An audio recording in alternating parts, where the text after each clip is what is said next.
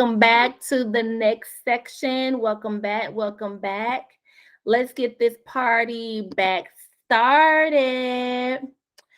I hope you guys again is learning some new information, expectations, etc. etc.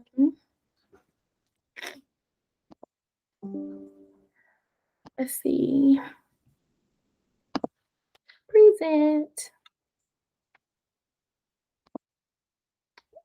This is so exciting for me. Okay, so we are now at center expectations. So these are the things that I most definitely wrote. Is what I most definitely expect. And it's not much, guys. Like when I tell you, like I'm very chill. As long as you guys are following what you're supposed to do, I'm at your hair. My administration team is at your hair. Like we're really easy to work with and to work for. And once we go through this presentation, you will see like it's real easy and simple. It's not much. I promise.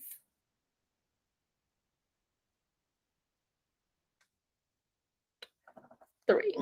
Okay. Let's get into it. We have core rules. These are the rules that are non-negotiables. You know, some things in life you can negotiate with. These are things that we can't negotiate with. So always follow those core rules no matter what. Our staff motto. Our staff motto is kindness is key. So always remain kind no matter what. Always be in uniform. This is our uniform. Our uniform is a black or red polo style shirt, khaki bottoms, and closed toe shoes. Even in the summertime, you must wear closed toe shoes. I know you want your feet to breathe, but you must stay in closed toe shoes. Follow the rules from right from the start, from the learning voyage, and from quality rated. This presentation will not teach you about quality rated. However, you will learn. I promise. Your arrival time is 5 minutes before your shift. I cannot stress this enough. This is essential. This is important. I expect this. It helps the center flow. If you are required to be to work at 8 o'clock, your shift is 8 to 5, but you're pulling in the driveway at 8 o'clock, that does not help us. That does not help us maintain ratios. That does not help us have a smooth start to our day. Things are very hectic in the mornings and then very hectic in departure. So we require that you're here 5 minutes early. That give you time to use the bathroom, put your food in the refrigerator if you need to. It give you time to get your laundry out the washer or the dryer if you need to. If your classroom needs paper towels or tissue, it gives you that time to kind of get a little jump start on your day.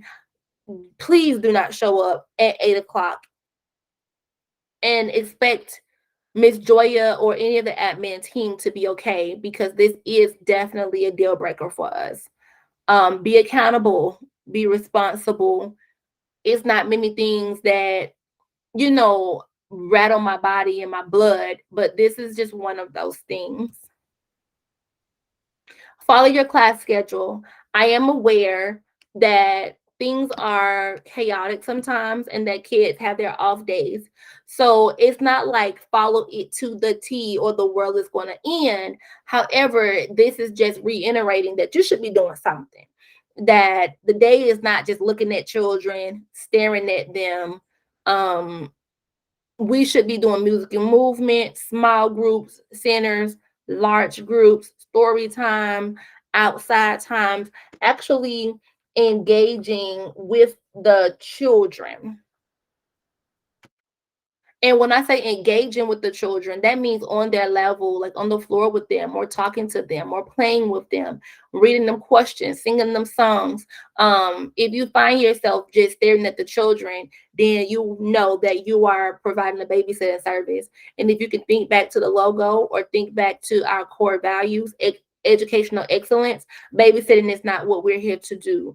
And we rely on our teachers very heavily to follow the mission. So it's one thing for me to have this as a vision.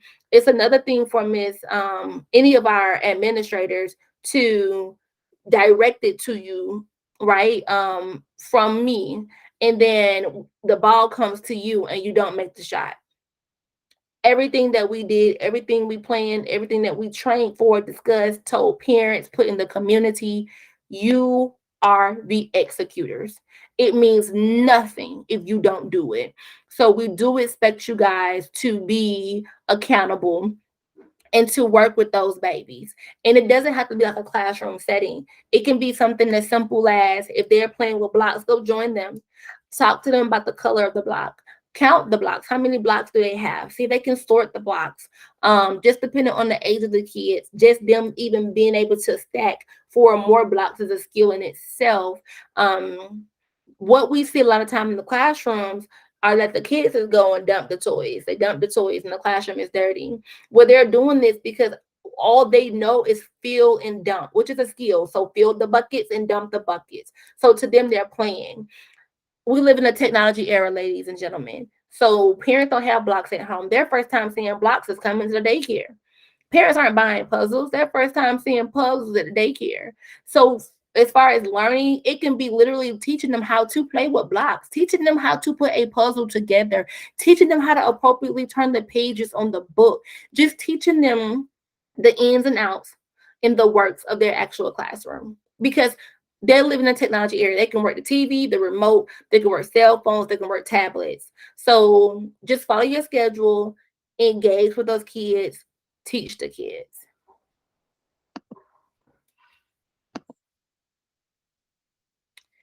What is large group? So we work in 2 groups. We work in large group and work in small group.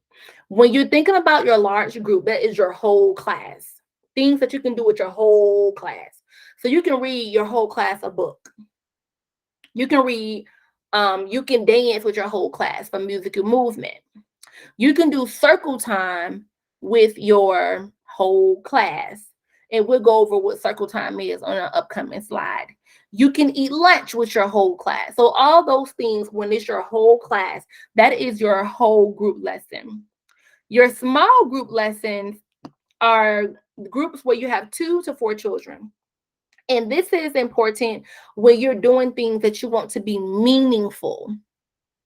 When I say meaningful, I mean you can do an art crafts with all of your kids, and all you're doing is giving them the paper, giving them the paint, or giving them the glue. They do it and they're done. It's totally different when you give 2 kids the paper and y'all can discuss the color of the paper, the texture of the paper. And then whatever the craft may be, let's just say it's paint. We can discuss the color of the paint. If they happen to mix the paint together, we can talk about the science behind it, how they just change the color of the paint. How many pieces of paper did they use? Let's say they're pasting like torn paper on number 3.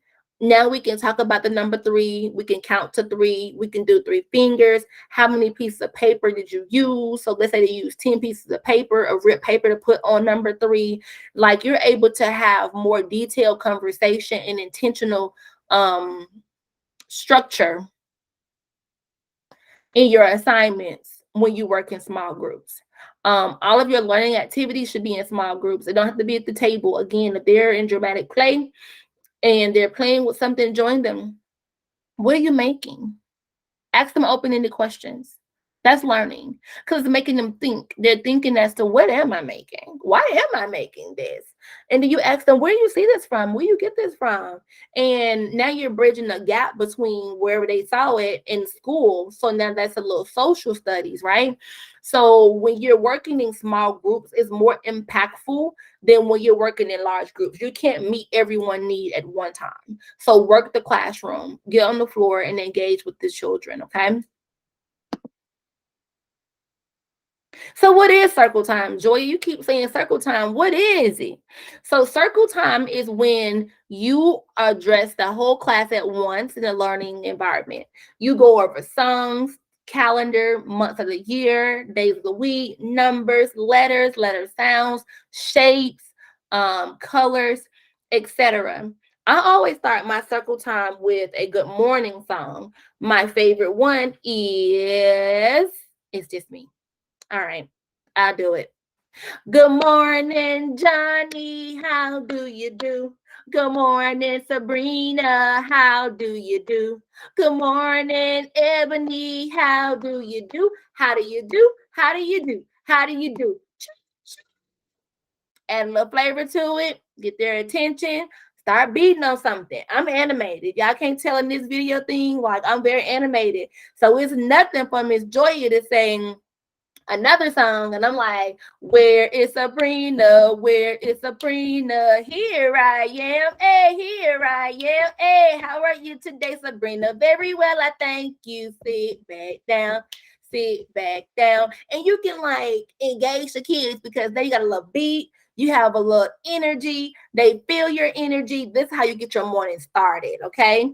I love when teachers are innovative and they can look up some great songs. You got Pinterest, you got YouTube, and if you go on YouTube, look up Miss Rachel. Miss Rachel has some good material for you to steal.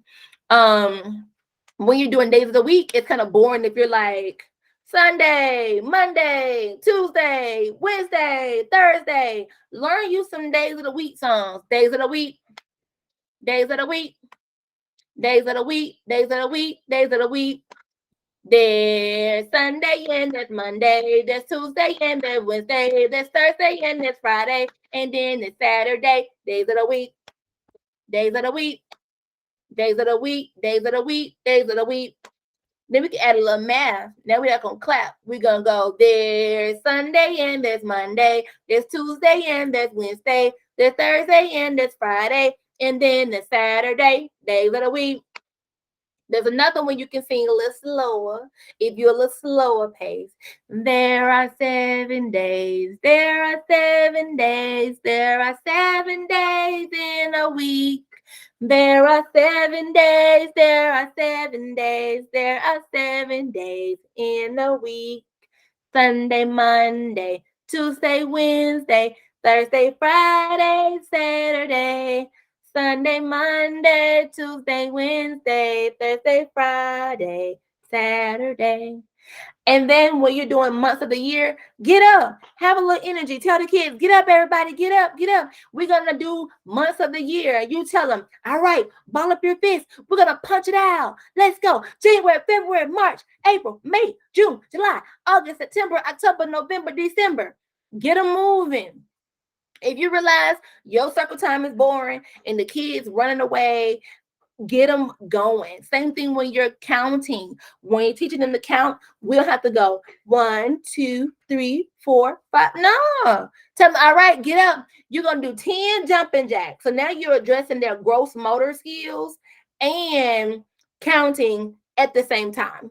Tell them, all right, we're going to march to 20. Let's go. 1, 2, 3, 4, 5, 6, 7. Shapes.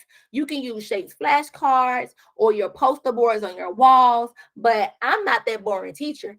I will bring shapes from the classrooms, from the environment. We have shapes in the block area. All right, what shape is this? And I'm holding up the actual shape. When the kids say triangle, I give that kid that triangle. They got something to kind of fidget with for the rest of the circle time. Just get creative. When you're going over the colors, you can use your color chart in the classroom, but remember that you also can say, all right, I spy with my little eye, something blue. And they're going to start naming chair, table, whatever the case may be. And you can review colors that way. If you can't get through all this in one setting, it's okay. When they wake up from nap time and they have their snack, roll over into circle time all over again. And whatever you didn't finish in the morning, you can pick up in the afternoon. We use an app at the Learning Voyage.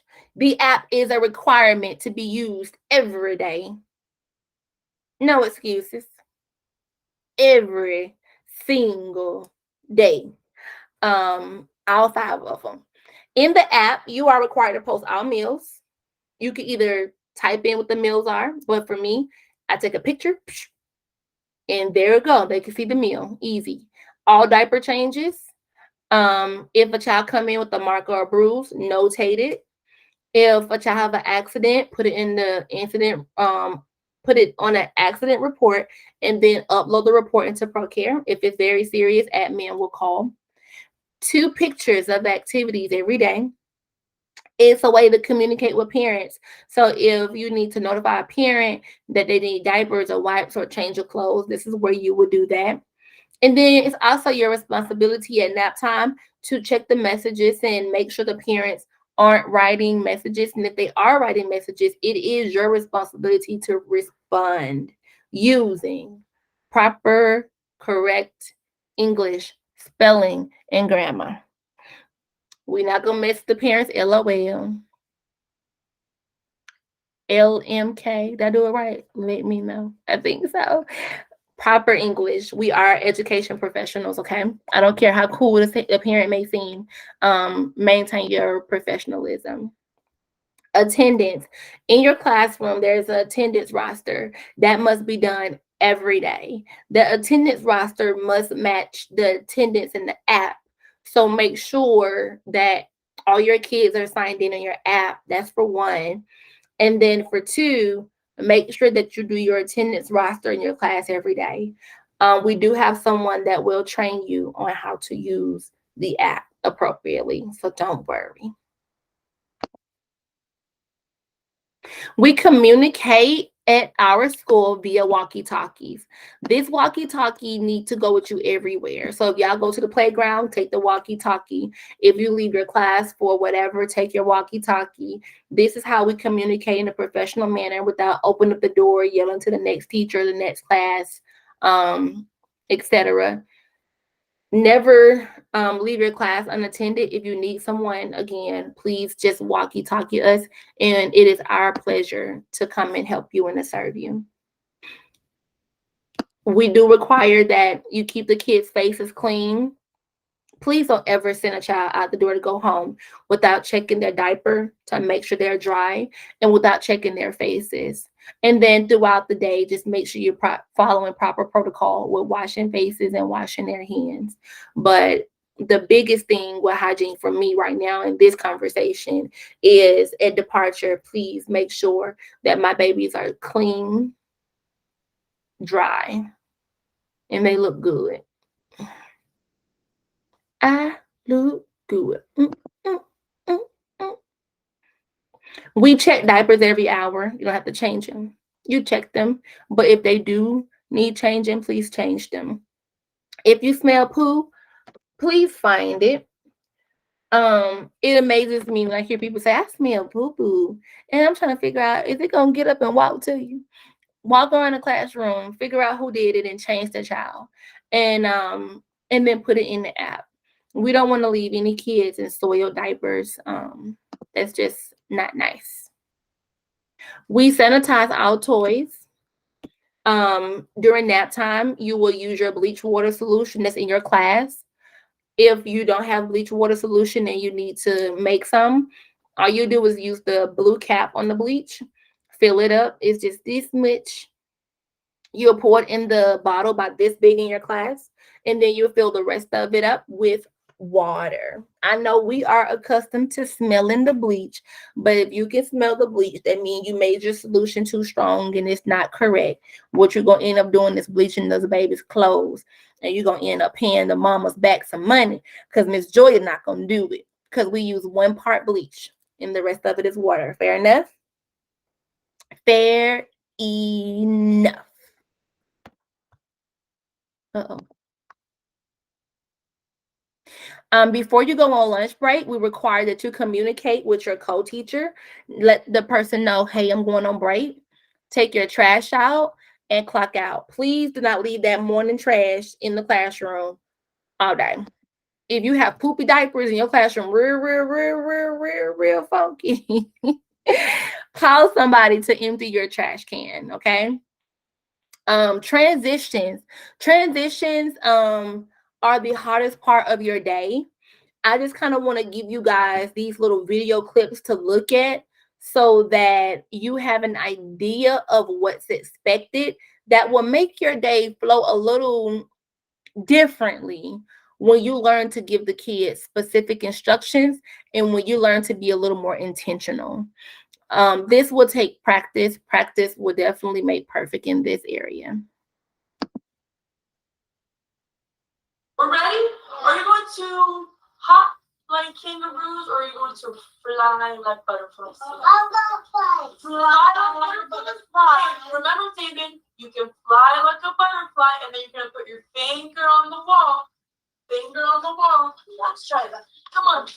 Fly.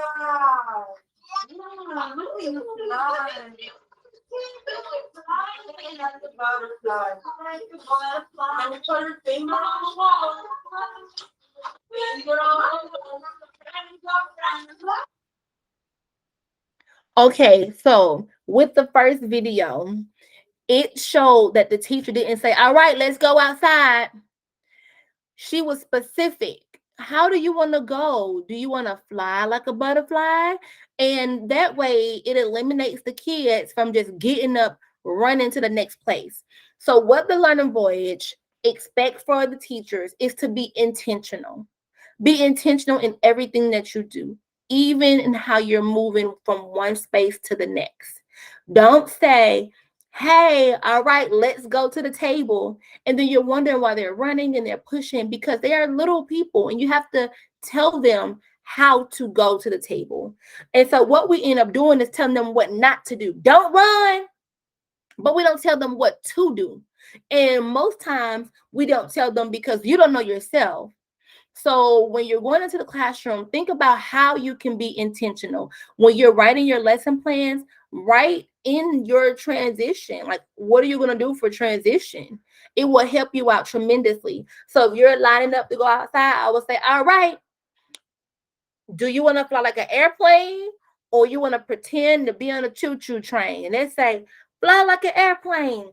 And you take all of your energy and you focus it on getting everybody engaged and flying like an airplane. But that includes you being vulnerable and not being too good to fly like an airplane, just like the kiddos. That way, they're more focused on flying like an airplane than running. And then if they do run, now you have a way to reel them back in and to redirect them with intentional instruction.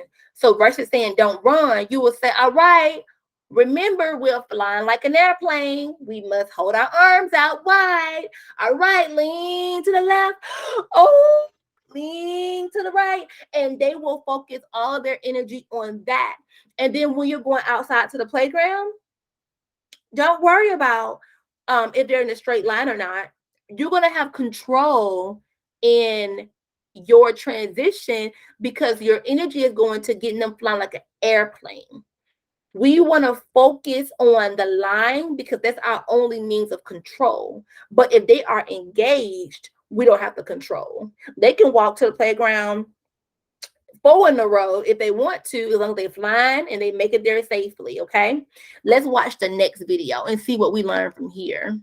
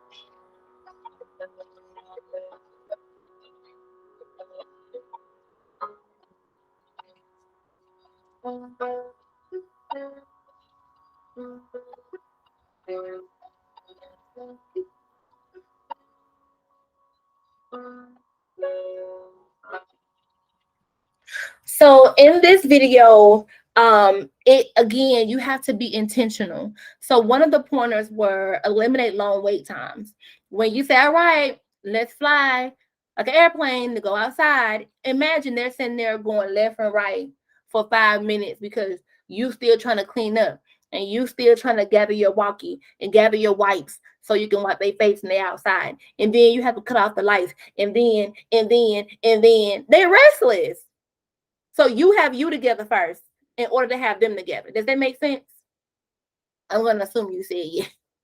I'm going to assume you say yes. So we can't expect the children to have themselves together if we as the leaders of the classroom don't have ourselves together. So make sure that you are prepared for your transitions.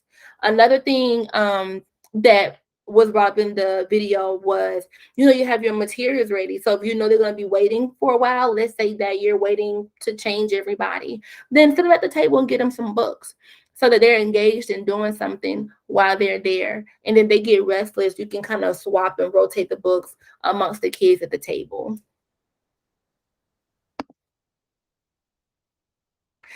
Your lesson plans must be completed weekly.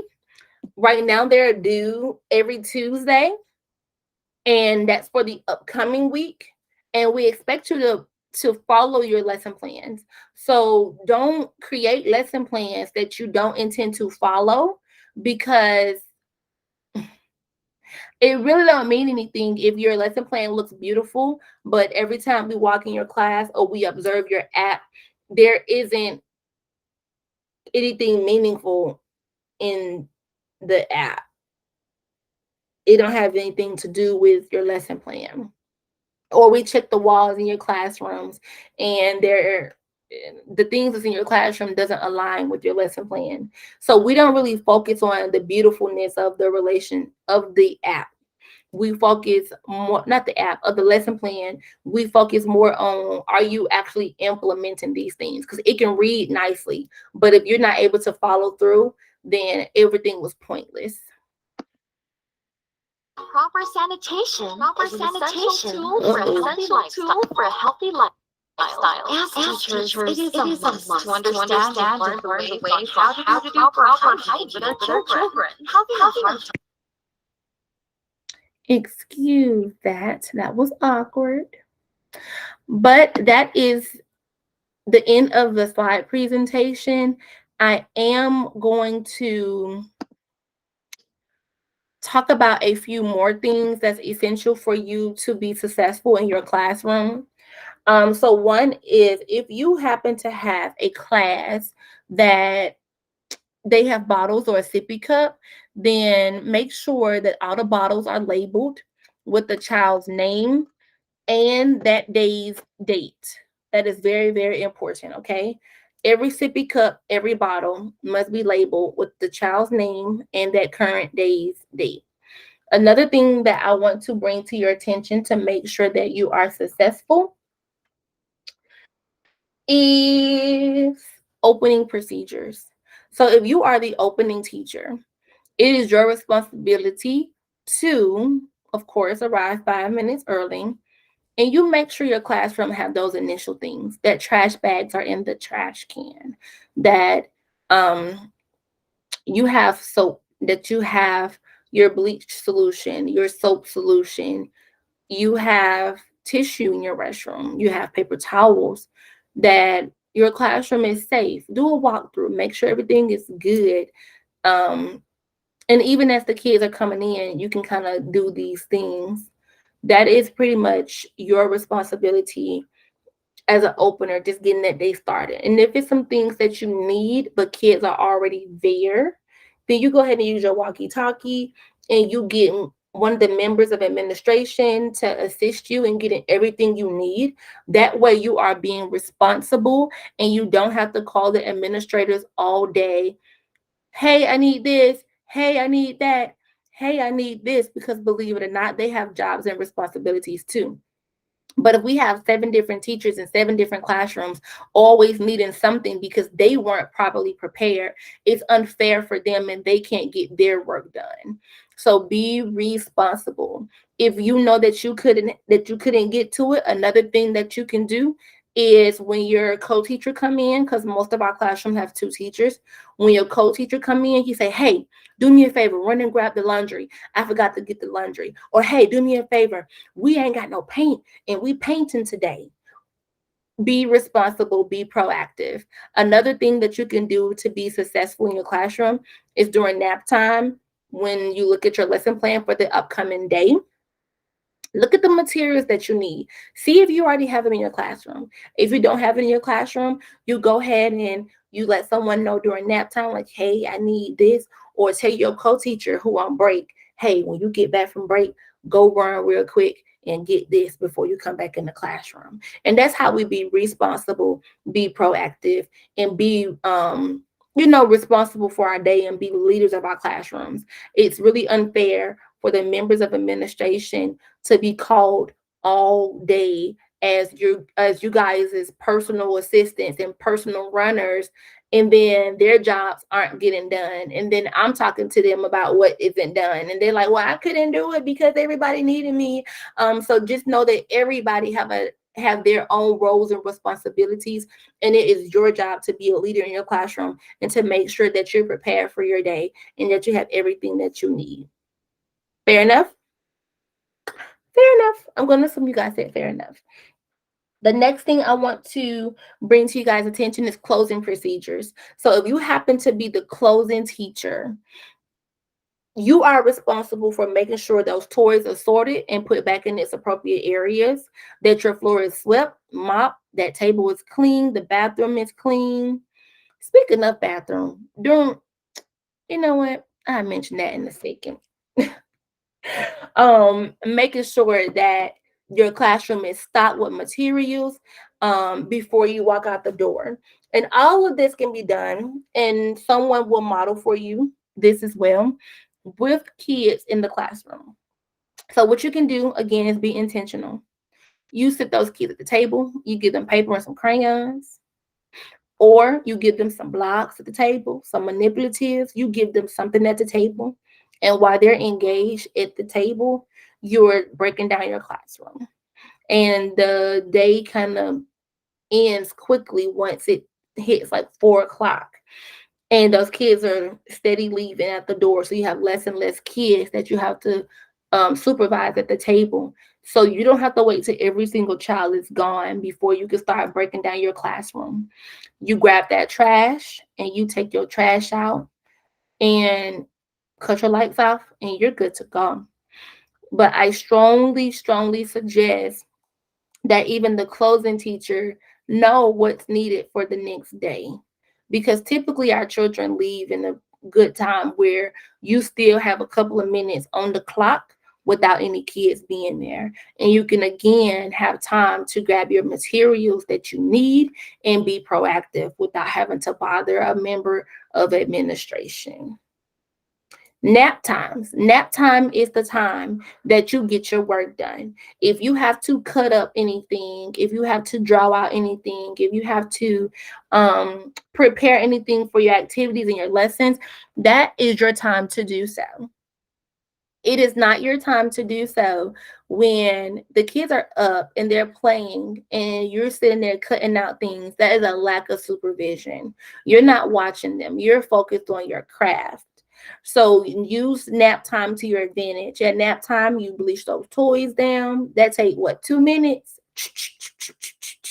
And then after that, you get your materials together. You stock your classroom. Those kids are asleep for 2 hours. You have 2 hours to do everything you need 5 days a week. No excuses. Fair enough? Fair enough.